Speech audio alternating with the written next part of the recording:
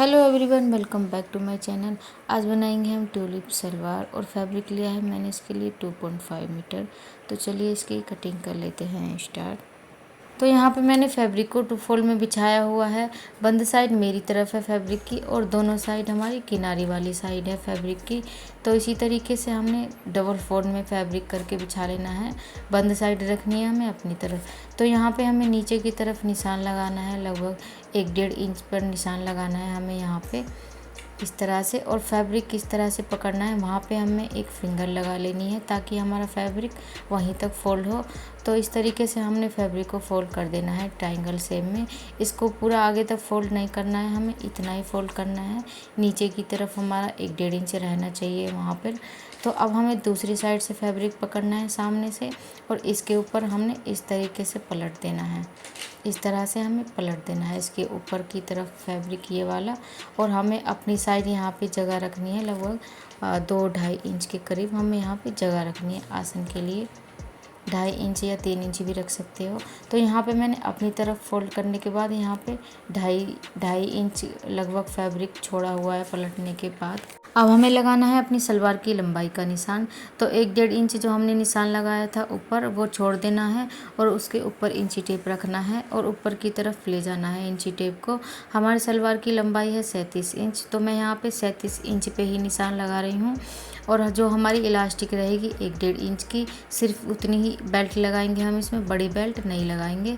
तो 37 इंच पे लगाया है हमने निशान। 1 इंच चला जाएगा हमारा सिलाई में, आधा इंच ऊपर आधा इंच नीचे। अब हमें ये नाप लेना है कितनी लेंथ आई है हमारी और नीचे की तरफ इंची टेप रख के सारे में गुलाई करके इस तरीके से निशान लगा देना है। अब इन निशान को डार्क कर लेना है इस तरीके से। अब हमें लगाना है अपनी आसन की लंबाई का निशान। तो 1-1.5 इंच ऊपर की तरफ निकाल देना है जो हमने निशान लगाया था लंबाई का। मैं यहाँ पे 14 इंच पे लगा रही हूँ आसन का निशान। और 1.5 या 2 इंच ले लेना है हमें यहाँ पे क्रोच की चौड़ाई के लिए निशान लगा लेना है। हमें यहाँ पे गुलाई कर देनी है क्रोच में। अब हमें इसकी कर लेनी है कटिंग, जैसे जैसे हमने निशान लगाए हैं। कटिंग करने के बाद हमें इस फैब्रिक को ओपन करना है इस तरह से। अब हमारी जो नीचे की तरफ पैर की तरफ हमारी ये चोंच सी है, यहाँ पे इसको फोल्ड करना है ट्रायंगल शेप में इस तरह से। और हमें यहाँ पे थोड़ी सी गुलाई करनी है 1-1.5 इंच के अराउंड में ही इस तरह से। और हमने इसको कर लेना है अब कट। अब इसको ओपन करके हमें थोड़ा सा इसको सीधा कर लेना है इस तरीके से। अब यहाँ पे ये हमारा जॉइंट आया हुआ है हमारी तरफ, इसको हमने कट कर लेना है। यहाँ पे हमें दोनों सलवार के पल्ले अलग कर लेने हैं बिल्कुल।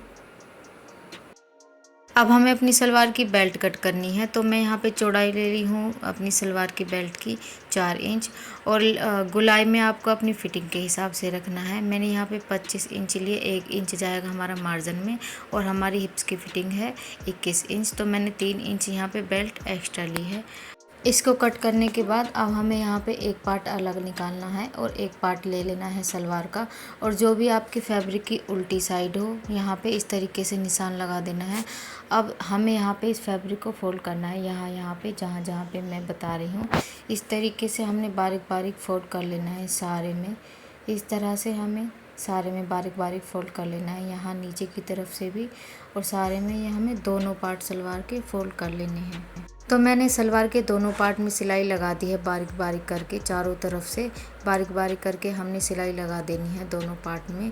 अब इनकी राइट साइड दोनों पार्ट की अंदर की तरफ करते हुए आसन पे आसन रख लेना है हमें इस तरह से। और आधा इंच का मार्जिन लेते हुए हमें यहाँ पे सिलाई लगा देनी है डबल सिलाई करके। तो मैंने यहाँ आसन पे सिलाई लगा दी है आधा इंच का मार्जिन लेते हुए। हमें यहाँ पे छोटे छोटे कट भी लगाने हैं जैसे हम नेक में लगाते हैं।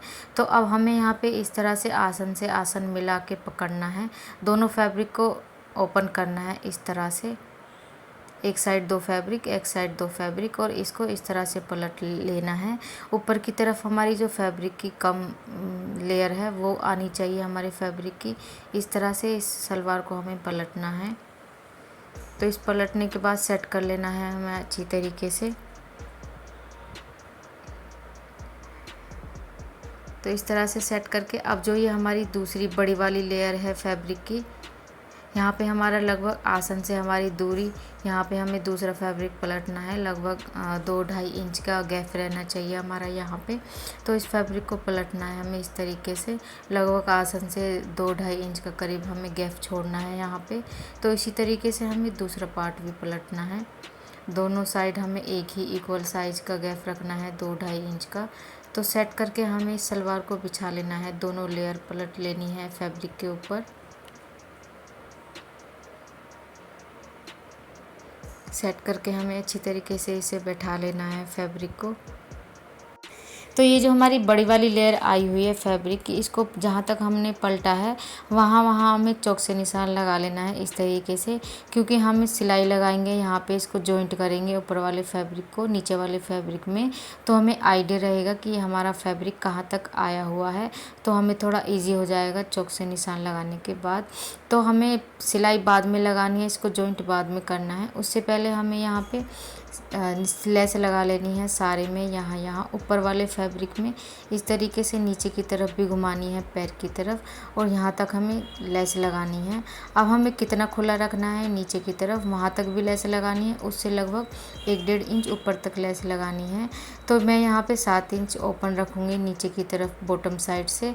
तो यहाँ पे निशान लगा लेना है, पहले हमें लेस लगानी है, उसके बाद हमें ये जॉइंट करना है यहाँ तक जहाँ तक हमने चौक से निशान लगाया है। तो दूसरी साइड भी हमें इसी तरीके से लेस लगानी है और सिलाई भी लगा देनी है।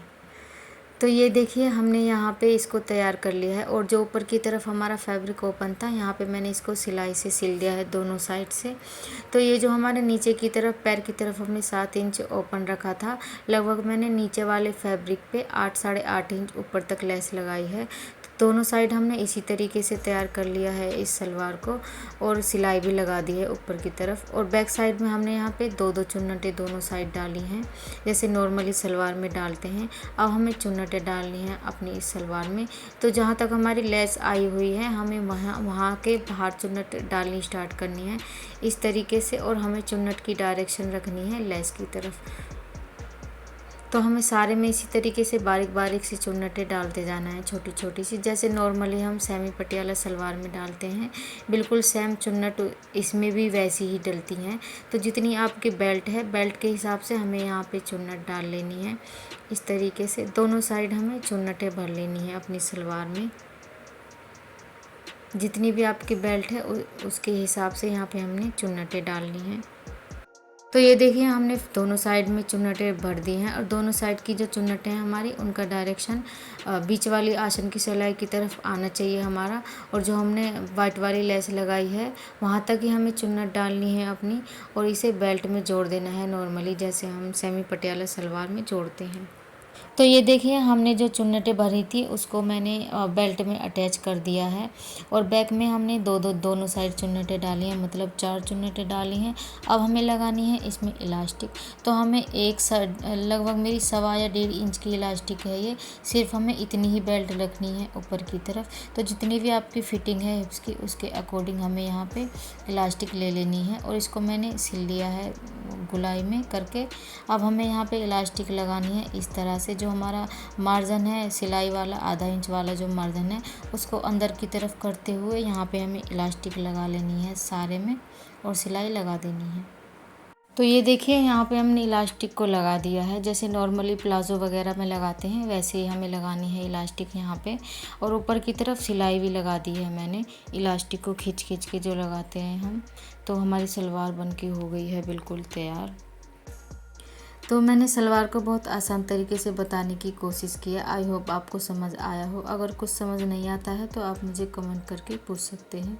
तो वीडियो कैसी लगी आपको कमेंट करके ज़रूर बताएं। अगर वीडियो अच्छी लगी हो तो प्लीज़ वीडियो को लाइक करें एंड मेरे चैनल को सब्सक्राइब करें। सो मिलते हैं किसी और एक वीडियो में, तब तक के लिए bye bye. Thanks for watching.